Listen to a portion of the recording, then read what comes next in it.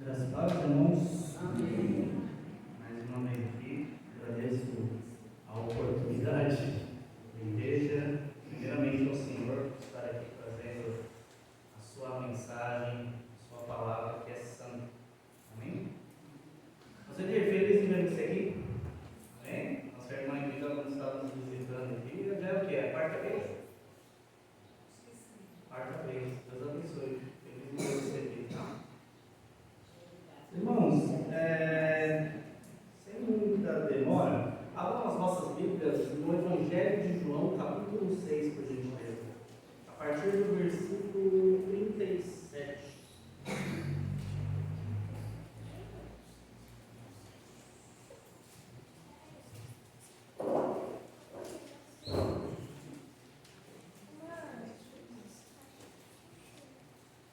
Evangelho de João, capítulo 6, a partir do versículo 37.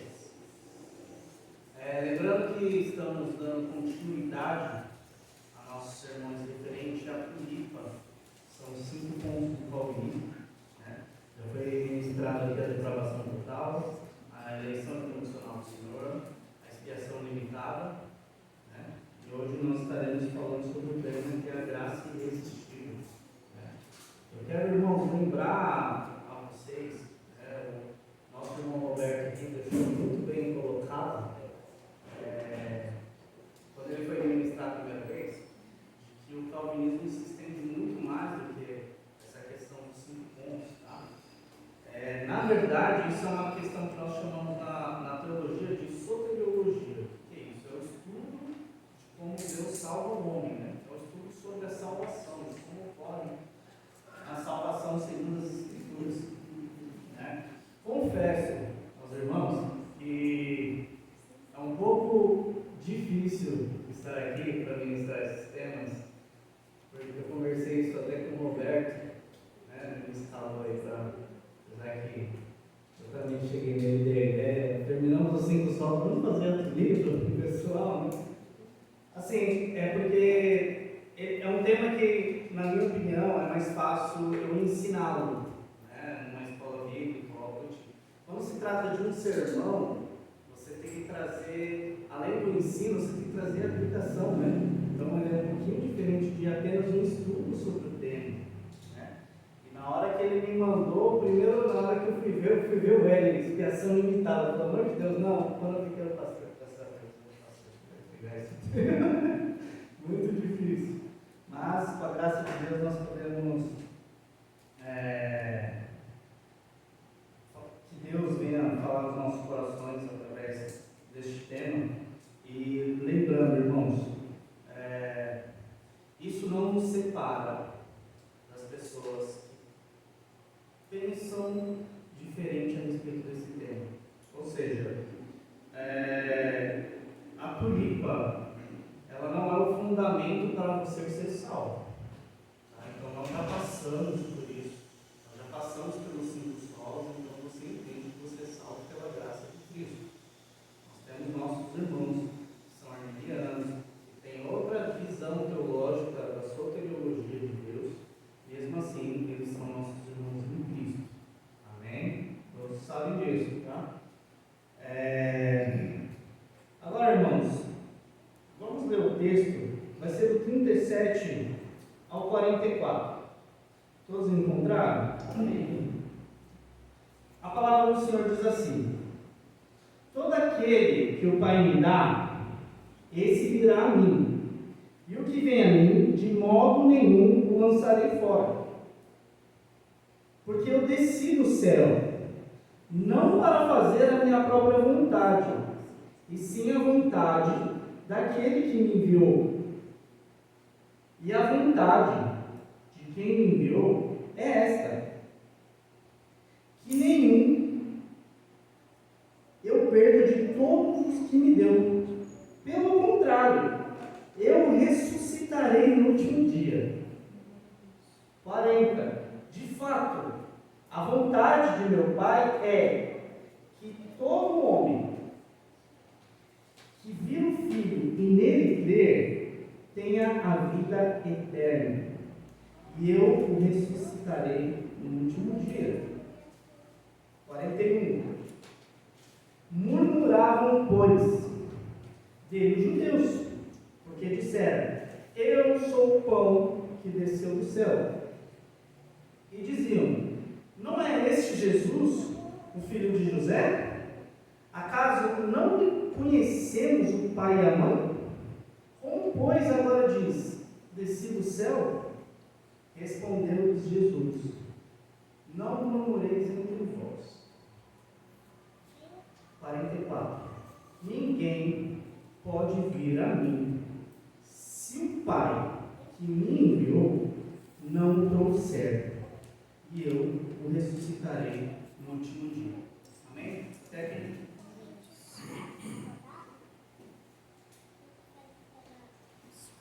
Irmãos, todos nós conhecemos pessoas que ouviram o Evangelho, que ouvem o Evangelho todos os dias e rejeitam esse Evangelho. Hoje há muitos noticiários, nós temos internet, nós temos muitos meios de comunicação, existem pregadores, as pessoas falam deste Evangelho no seu trabalho, falam com pessoas próximas, e essas pessoas rejeitam o Evangelho. Até mesmo nós. Acredito que aqui, por algum tempo em nossas vidas, nós ouvimos o Evangelho e rejeitamos ele, até um certo tempo. E a pergunta que eu faço: o que fez com que nós viéssemos a crer neste Evangelho? O que fez com que você simplesmente entregasse sua vida a Cristo? Será que foi a sua intelectualidade? Eu vou entregar minha vida a Cristo porque é a coisa mais inteligente a se fazer. Não.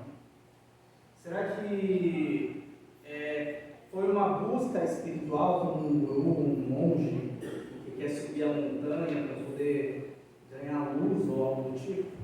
Claramente não. Será que foi a nossa sensibilidade espiritual? Você sentiu um arrepio ali, aí você falou: não, vou entregar porque eu me arrepiei. Não.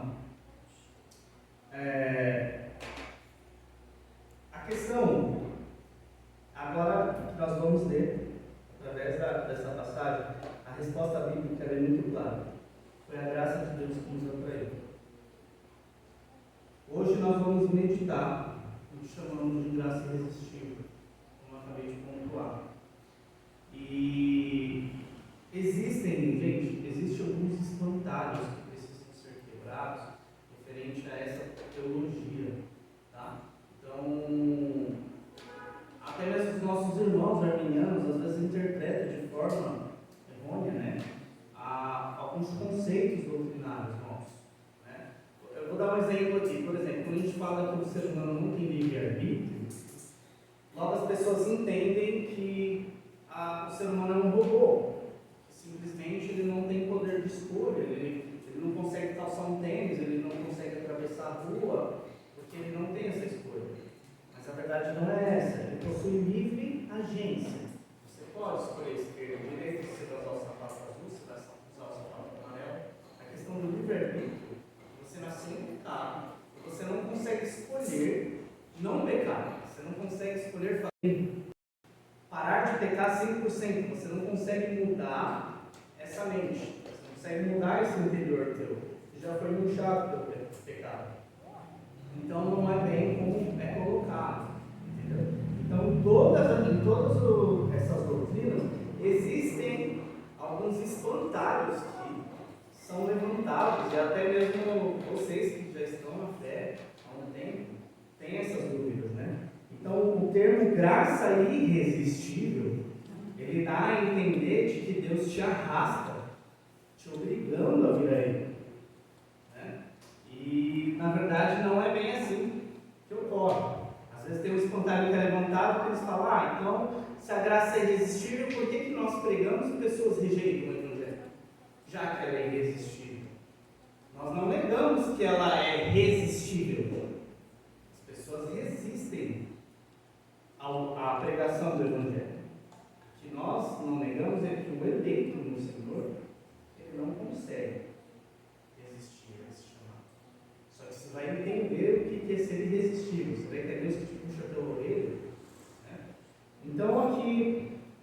Eu separei pelo Evangelho de João, por quê? Porque o Evangelho de João, ele é tão glorioso porque ele vai mostrar a pessoa de Cristo como Deus, como soberano, como Criador de todas as coisas.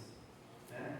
E nesse Evangelho, crucial que o Senhor colocou neste Evangelho a questão da salvação, de como ela ocorre, como ocorre o chamado de Deus, porque isso ocorre lá atrás.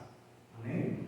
Então vamos começar aqui, eu vou começar a ler com os irmãos e vamos expor versículo por versículo para que nós venhamos entender como é que funciona essa questão da graça irresistível.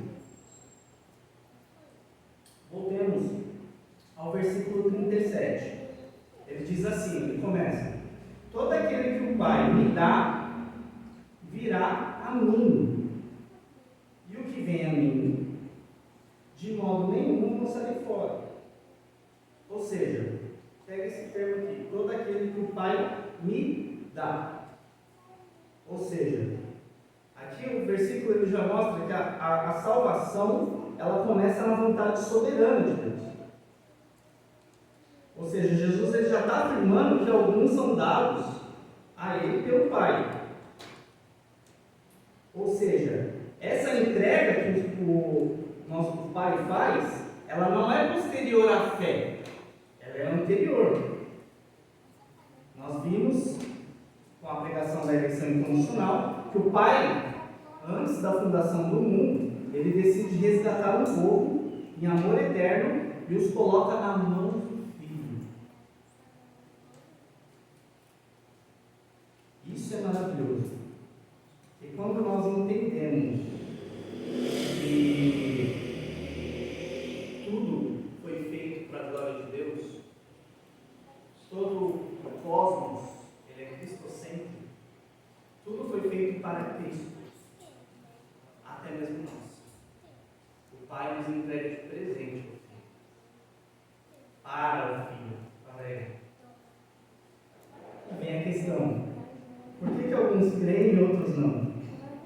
Não é por méritos, não é por esforço, não é por sensibilidade espiritual. A diferença está na eleição soberana. O Pai leva aqueles que foram eleitos antes da fundação do mundo. E qual que é o conforto dessa verdade? Às vezes você pensa, nossa, é muito pesado, mas existe um conforto. Se Deus nos deu a Cristo, nada pode nos separar dele. A salvação, ela não depende da nossa fragilidade, mas da eleição graciosa do Pai. E aqui ele vai dizer o seguinte: olha a resposta do eleito.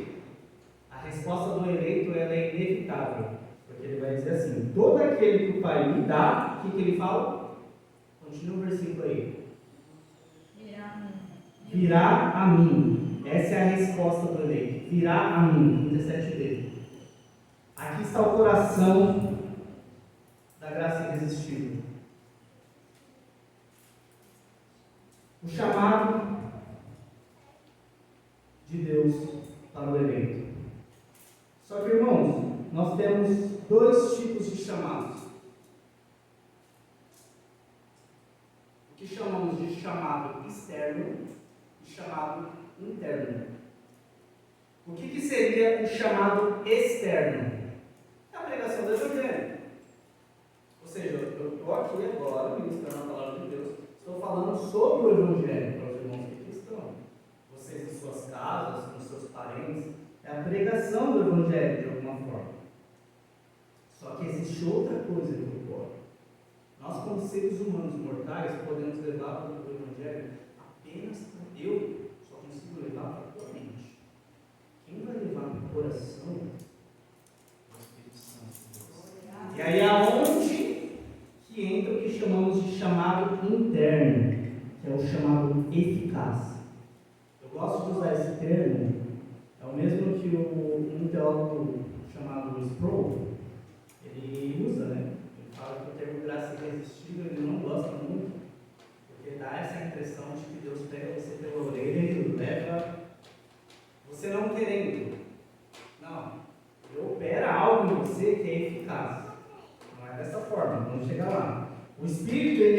coração do eleito.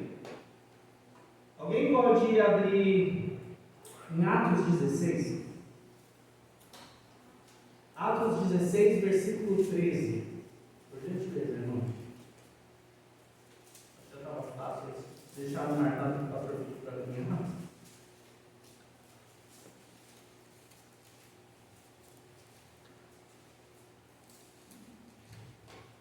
Achou aí, Tuga?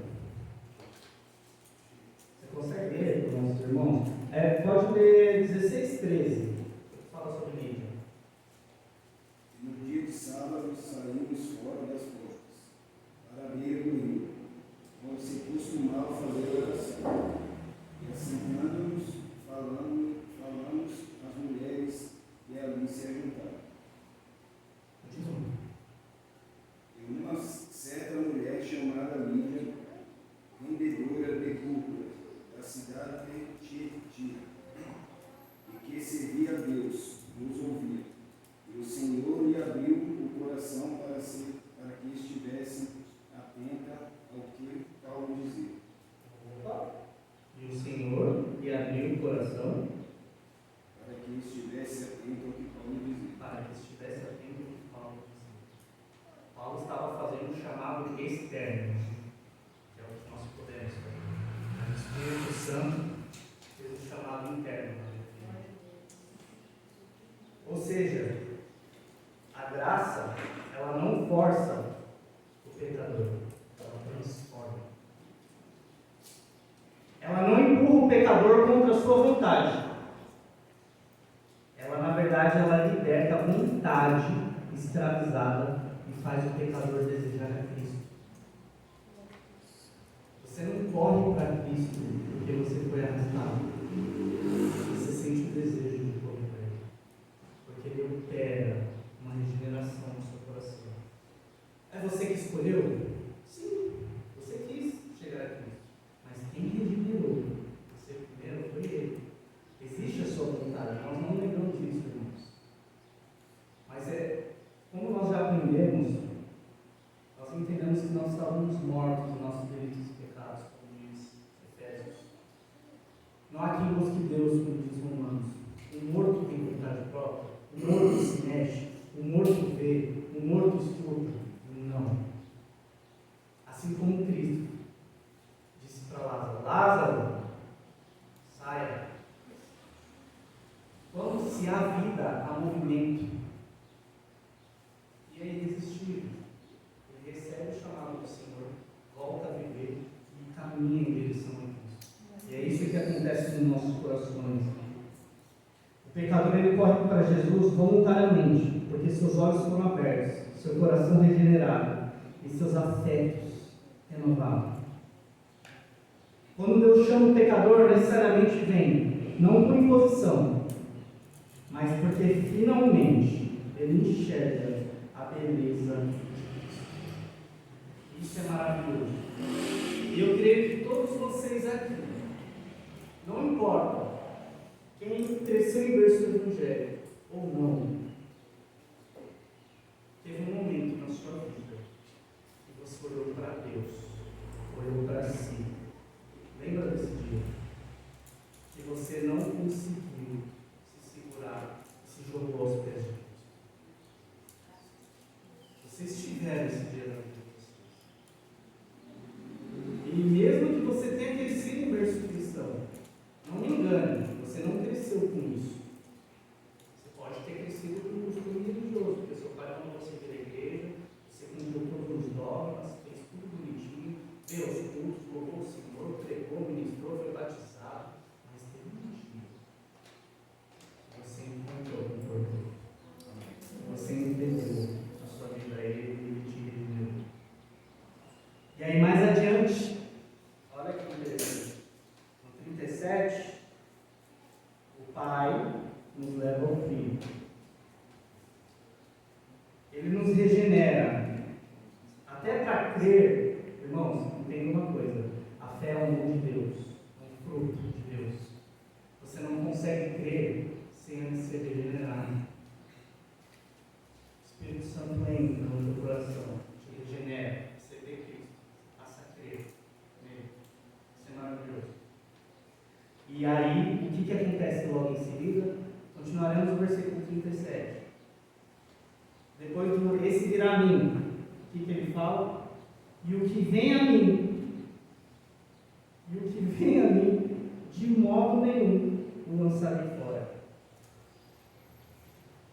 Essa é a recepção amorosa do Cordeiro. Quando o Pai leva o pecador, o Cordeiro não vem.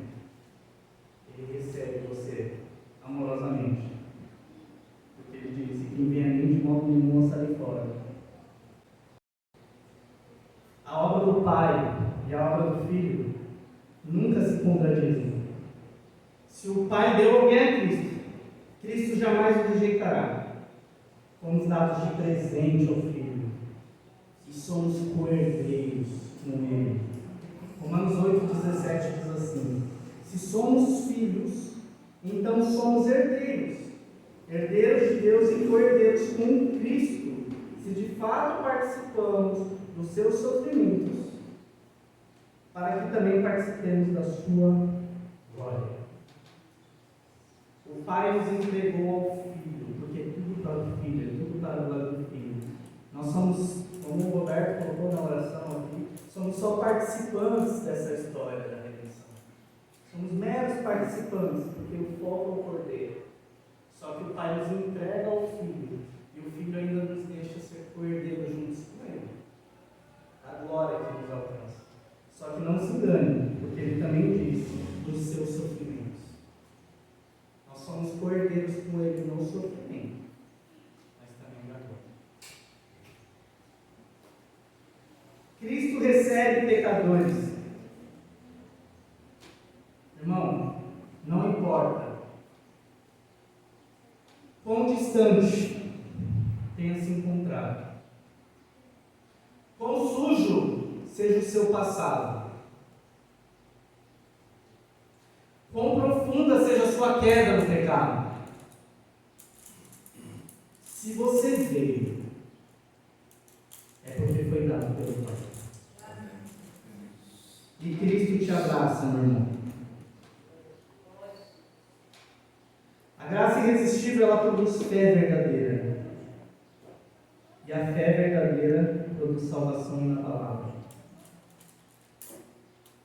Irmãos, isso é maravilhoso. Eu gosto de... Eu vou dar aqui o meu testemunho. Eu tive um encontro com Cristo. Só que teve um momento na minha vida que eu passei por uma depressão e estava longe dos caminhos de Deus. E naquele momento, eu muitas vezes me questionava: Senhor, o que está acontecendo? Entregue ao pecado. Não morava,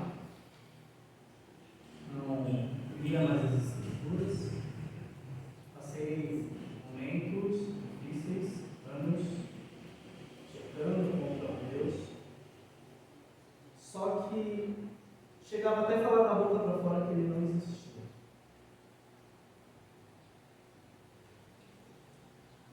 Só que lá no fundo do meu coração, eu sabia que eu tinha encontrado, que a graça dele me sustentava. E falava como salmista: Senhor, hoje eu não estou com forças, hoje eu não consigo, mas um dia eu te louvarei, Senhor. E hoje eu estou aqui, pegando a mensagem de Deus, porque o Senhor me guardou. A sua graça esteve comigo em todos esses momentos. Então não importa, meu irmão. Você pode tentar fugir, você pode achar que o seu pecado é grande demais, mas aquele que foi pregado no madeiro é maior do que todas as coisas. Tudo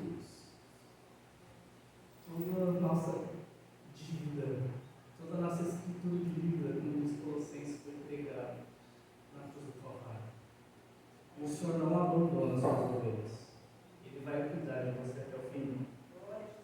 E essa aplicação aqui que eu quero. Esse versículo, o que ele vai mostrar? Ele vai destruir algumas coisas em nossas vidas. O que ele destrói? O orgulho espiritual. Ele destrói o orgulho espiritual, porque você acha que é bom, que para você chegar a Deus você precisa estar santo, que para você chegar a Deus você precisa ser o melhor. Ou que você só está com ele porque você é o melhor. Não. Você é o pior dos pecadores, assim como eu. É graça. E ele quebra esse nosso orgulho. Porque todo o mérito é dele. Ele quebra evangelismo baseado em técnica. Hoje não é o que nós vemos aí? Cartazes, estratégias para trazer pessoas para Cristo. Mas nós aprendemos que quem traz é o Pai. É o Espírito Santo que convence o homem do pecado.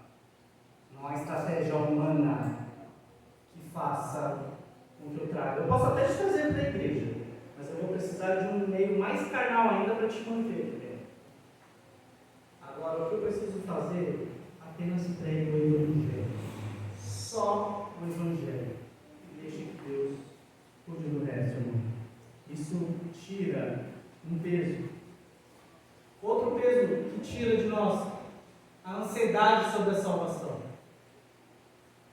Eu acredito que muitos aqui já tiveram esse problema, ou se já passaram por igrejas que pregavam que hoje você está salvo, amanhã você está no inferno, e você fica com aquela angústia. Você acorda, hoje eu estou bem, hoje eu estou salvo, hoje eu li a Bíblia 7 vezes, hoje eu li 5 capítulos, hoje eu orei 3 horas. Essa semana eu fui no culto, se bater um carro e se eu morrer eu estou no céu. Agora na outra semana, não, só faltei um culto. Aí a pessoa atravessa a rua, né, para os dois lados, com medo do carro bater e ela ir ao inferno. Não. Salvação não pertence a você. Existe um pastor soberano que ele quer. Isso destrói a sua ansiedade por salvação. Você é salvo, meu irmão. Ponto final. Nada pode mudar isso. E o que isso cria em nós? Humildade. Eu logo entendo. Não é pelos meus méritos. Eu sou pobre no pecado. É apenas por ele. Isso me rebaixa. Gratidão. E finalmente descanso. Amém? Versículo 38. Porque eu desci do céu, não para fazer a minha vontade, mas a vontade daquele que me enviou. Cristo, ele veio cumprir um plano eterno. A vida de Cristo ela não é uma reação ao pecador, mas ela é uma missão eterna determinada pelo Pai. Ele não veio aqui porque você é o centrinho dele. Como muitos pregadores dizem, né? Você é o centro de Jesus. Não. O centro de Cristo é fazer a vontade do Pai. E o irmão Roberto nos lembrou que essa semana nós estávamos estudando a nossa comissão de fé na Igreja Batista. E o capítulo 8 da nossa comissão de fé, falando sobre Cristo como mediador, ela começa assim, se ela colocar: aprove a Deus, em seu eterno propósito, e de acordo com o pacto estabelecido entre ambos, escolher e ordenar o Senhor Jesus Cristo, seu Filho unigênito, para ser o mediador entre Deus e os homens. Cristo veio cumprir essa missão que foi dada ao Pai para ele. Ele não veio tentar te salvar, meu irmão. Ele veio te salvar. Ouça com atenção. Repito, Cristo não veio tentar te salvar. Cristo veio te salvar. E nada pode mudar isso. Há 2000 anos atrás, um homem, Deus encarnado, sangrou no madeiro e te salvou. Não importa o que você faça ou ache que isso não aconteceu, se você sente ou não, está escrito, Ele fez, Ele morreu, Ele ressuscitou. Deus aceitou o seu sacrifício, recebeu a ira do Pai no nosso lugar. Eu sentindo ou não, você sentindo ou não, não altera esse fato. Ele te salvou.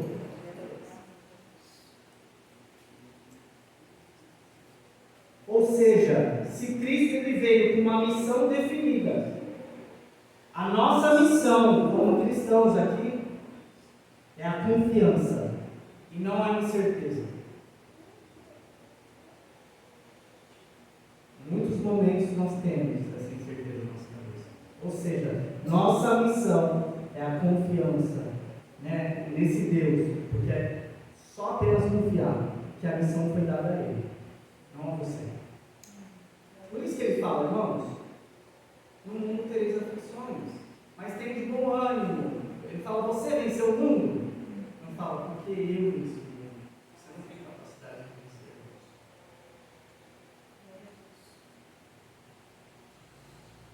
Continuando. 39. Aí ele vai dizer o seguinte: e a vontade do Pai é esta, que eu não perca nenhum de todos os que Ele me deu. Ou seja, irmãos, olha que maravilhoso.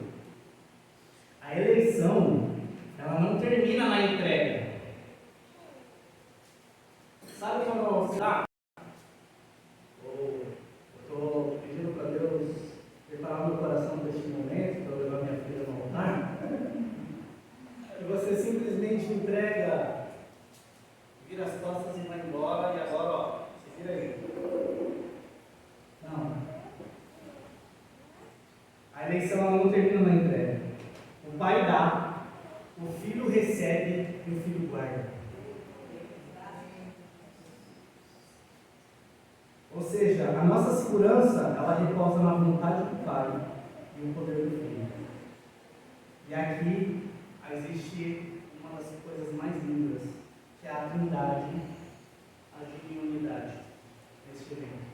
O Pai planeja, o Filho executa e o Espírito Santo aplica. A missão do Filho ela é perfeita e infalível. Como eu falei, ela não tenta salvar, ela salva de fato. Nenhum dos eleitos se perderá. Desculpa entrar nesse assunto, é o próximo, mas aí não tem como não entrar. Nenhum se desviará totalmente, nenhum ficará pelo caminho, nenhum será arrancado das suas mãos. O crente verdadeiro ele pode cair, mas ele não perece. Costumo dizer que a ovelha, ela pode até cair na lama, mas ela se levanta. O pastor retira a lama.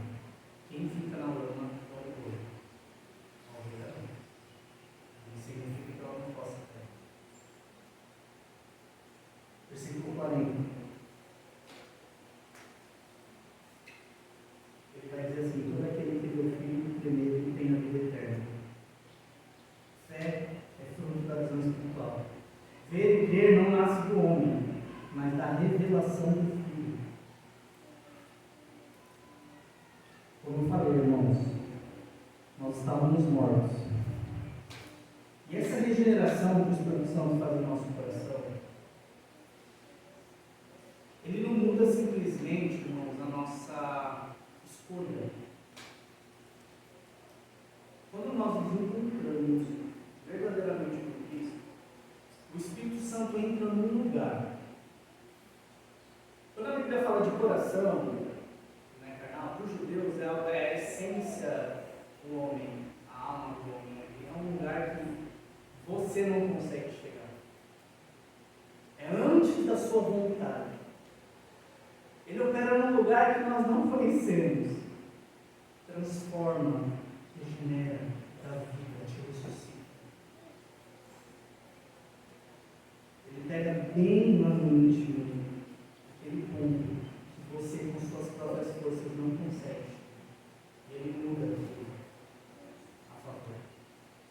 aí você passa a ouvir, enxergar, ouvir, e pode para Ele. E o resultado disso é a nossa vida eterna e ressurreição. A graça irresistível não termina no momento da conversão. Ela continua sustentando o cristão até o fim e olhando para Cristo. Esse é o ponto. Esse é um ponto crucial, irmãos. O cristão verdadeiro, o cristão que foi regenerado pelo Espírito Santo, como eu já falei aqui na administração, por Solos Cristos, uma das grandes funções do Espírito Santo é apontar para Cristo. Quando ele age no cristão verdadeiro, não tem como, irmãos.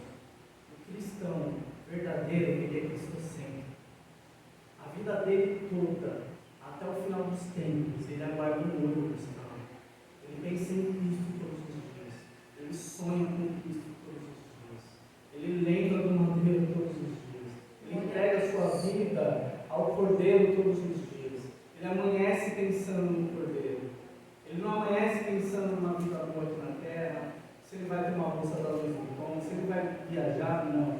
Ele sonha com o Cordeiro de dia e de noite. O foco dele é o Filho. Isso é maravilhoso, porque isso é só o Espírito Santo que pode produzir. O cristão falso não. Ele cria dogmas, ele é religioso, mas ele nunca aponta para Cristo. Entra nessas igrejas, vê se esses lobos citam o nome de Cristo. Falam de judaísmo, falam de tudo, de dinheiro, de tudo, mas não citam Cristo, porque Cristo não dá dinheiro para eles. Eles não focam em Cristo. Uma igreja cheia do Espírito Santo é uma igreja cristocêntrica. Ministros dos louvores estão cheios do Espírito Santo, são cristocêntricos, louvam o Cordeiro. Amém? Agora a gente vai continuar 41. Ele vai dizer assim: murmuravam dele. Aqui é o espantalho da graça irresistível que muitos, eu acabei de falar, que pessoas que acreditam. Já que ela é irresistível, então por que as pessoas resistem? Nós não negamos que as pessoas resistem à graça. As pessoas de fato resistem. Olha o 41. Ele falou tudo isso que a gente mencionou, e mesmo assim, os judeus estavam murmurando dele. Ou seja, o coração natural, ele resiste. Mesmo ele vendo os milagres, mesmo ele vendo todos os sinais de Cristo, mesmo o próprio Cristo pregando sobre eles rejeitam a Cristo. Porque o coração dele, de forma natural, não quer buscar Deus, não quer ver Deus. Ou seja, aquele que não é eleito, ele vai rejeitar a graça. Não tem para onde fugir. A rejeição humana confirma a incapacidade humana. Ou seja, já mostra que se dependesse do homem, ninguém será salvo. Se Cristo não operar uma regeneração no seu coração, se o Espírito Santo não te convencer do pecado, você não será salvo. E aí, ele vai continuar mais à frente, no 43. Não murmureis entre vós. Jesus os repreendendo. Ou seja, Jesus confronta a resistência humana. Ele não suaviza, não adapta o Evangelho para agradar.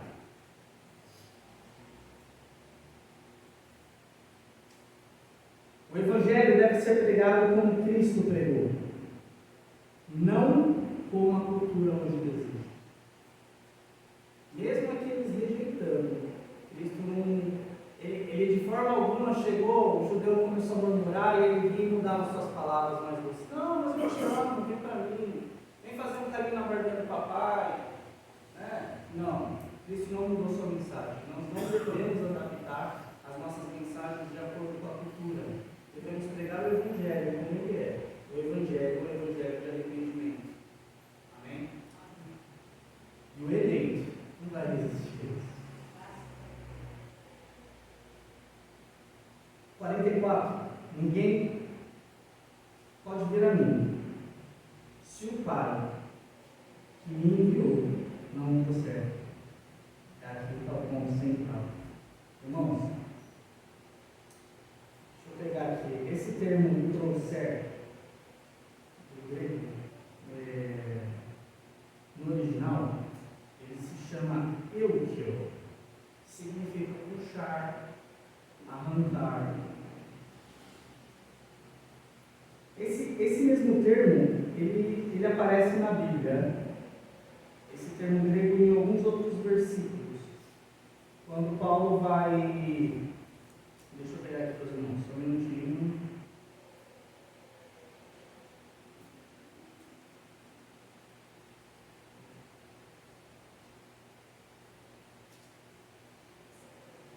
Quando Paulo está pregando no templo, em Atos, e aí eles são arrastados para fora do templo. Atos 16, 19 diz assim: vem os seus senhores que se desfizeram a esperança do mundo, agarrando Paulo e Silas, os arrastaram para a praça, à presença das autoridades. Esse arrastaram aqui, que arrastaram, levaram Paulo para as autoridades, é o mesmo termo grego que é usado nesse versículo 44, ekio, né?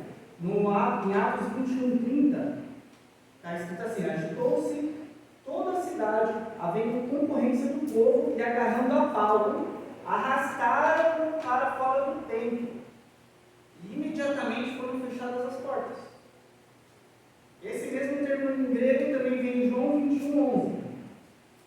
Simão Pedro entrou no barco e arrastou, arrastou a rede para a terra, cheia de 153 grandes peixes. E não, obstante serem tantos, a rede não se rompeu. João 21,6. Então ele disse: lançai a rede à direita do barco e achareis. Assim fizeram e já não podiam puxar a rede.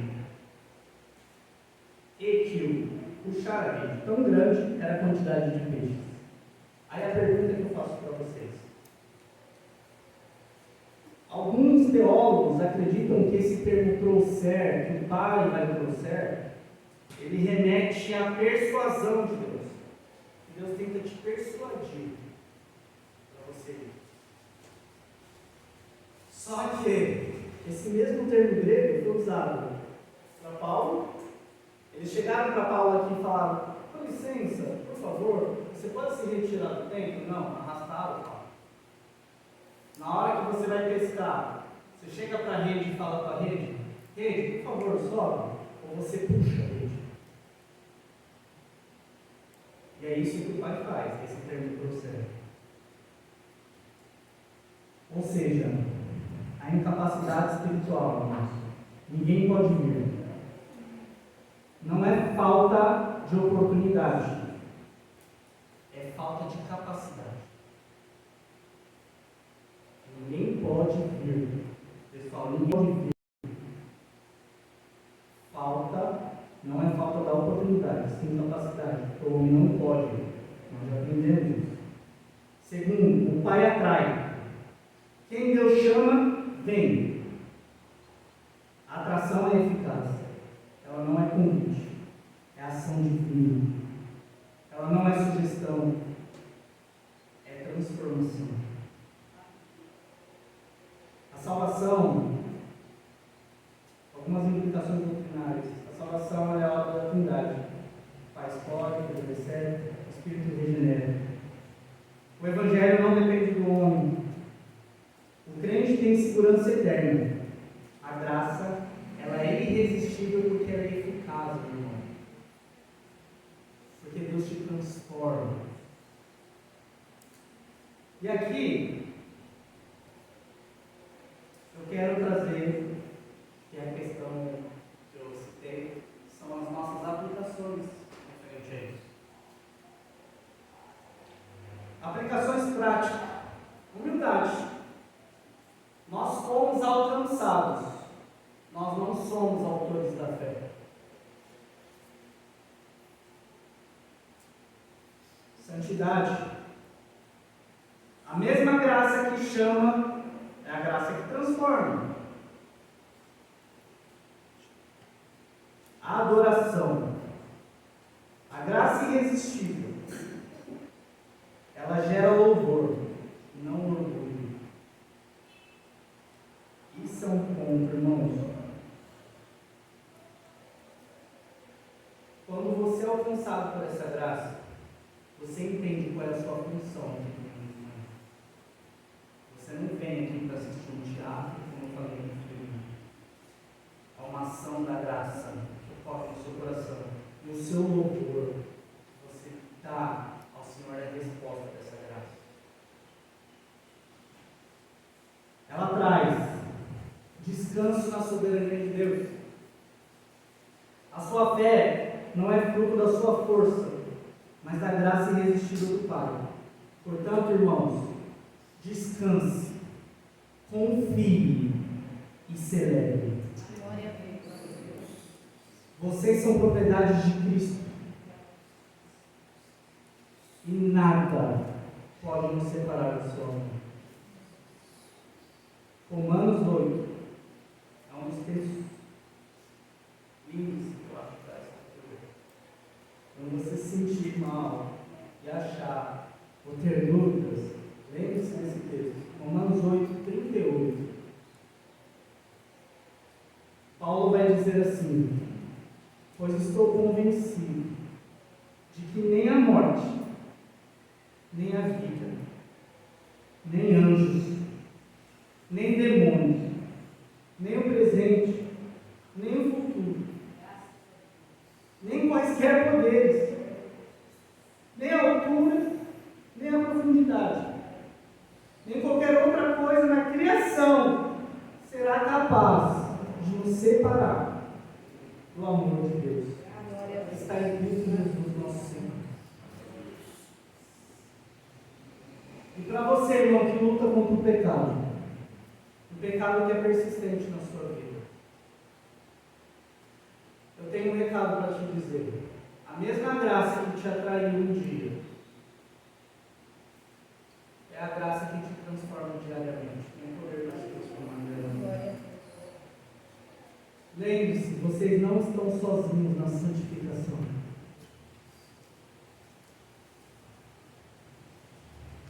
Vocês não estão sozinhos. Nós temos essa mania de fazer como o muçulmano. Ele olha para um Deus que está distante. Os religiosos olham para um Deus que você não alcança. De fato, fomos separados, mas hoje temos paz com Deus através de Cristo Jesus. E hoje Ele mora dentro de você. Ele não está longe em outra dimensão. Ele está aqui. Ele está com você. Ou seja, não é um Deus que fica só sentado num trono e vendo você tentando se santificar. Não, Ele está com você na santificação, meu irmão. Tenha isso.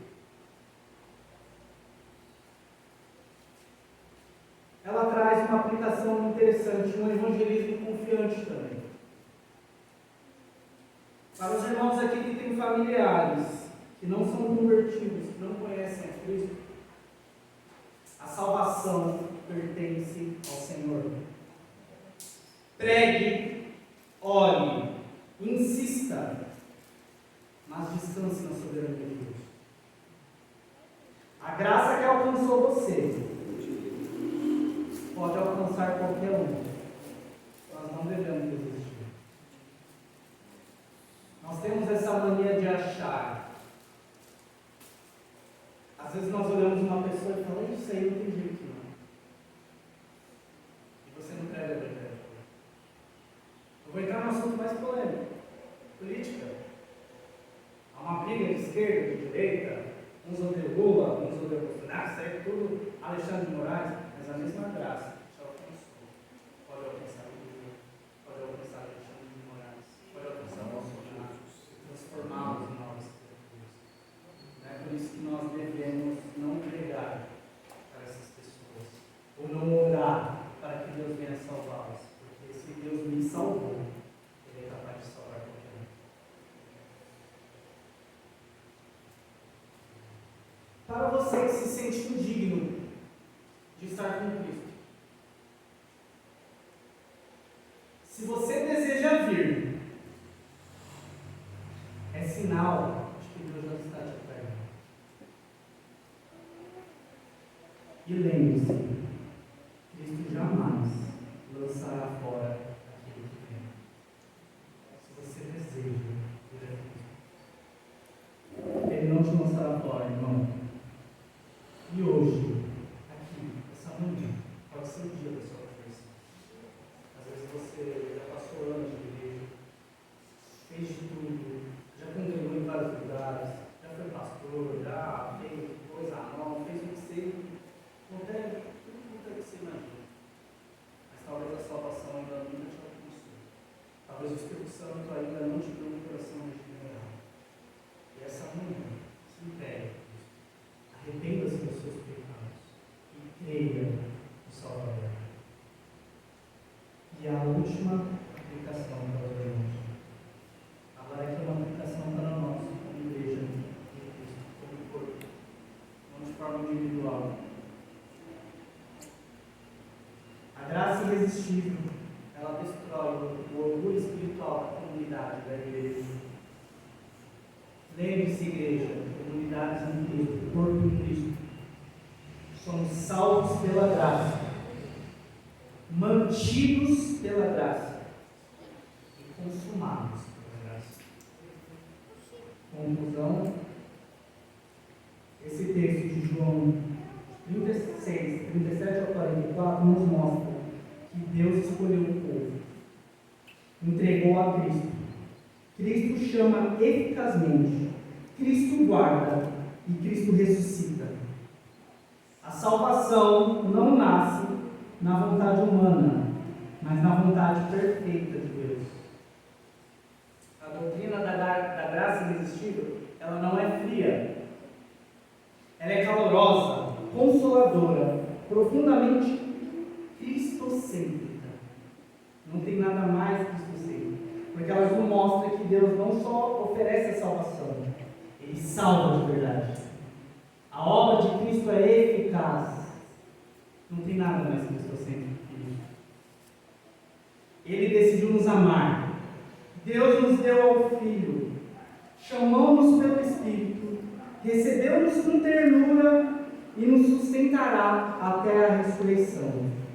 Tudo é dele, por meio dele e para ele. E que a nossa resposta como cristãos e igreja seja toda a glória, seja Cristo.